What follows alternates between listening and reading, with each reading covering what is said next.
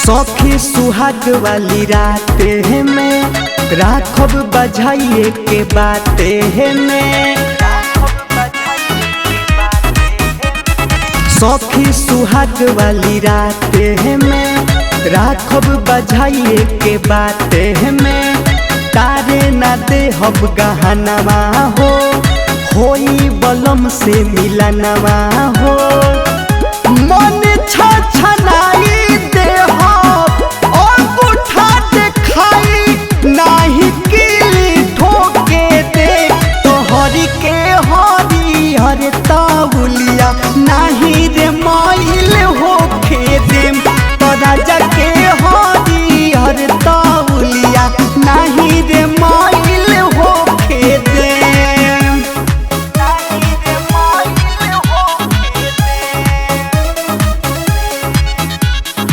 Divyansh studio Ara. देखी हमारो बलम वालो भई है हो कोई यही सिंगारवा रात भर खेलाई भी सखिया साड़ी के अचारवा।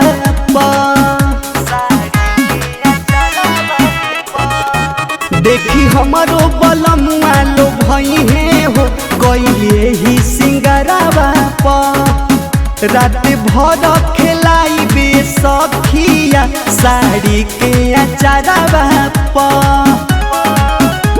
चटनी चटाई बिनाही ओठ से सटाई नाही चोखे दे तोहरी के हरी हर ताउलिया नाही रे माइल होके दे।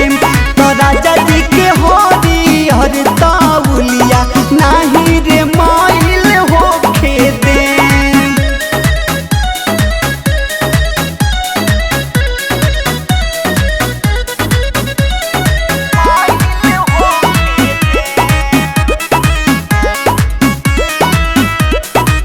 लागे दे हब नानी दे सुपेंदर के जवनिया नासे में नहीं मुहे लगावे दे हब हो दूधवा के गिलास में।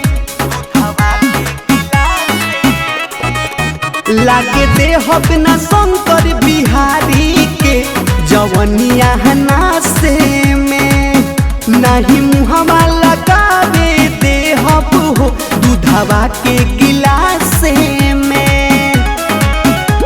रमेश समिया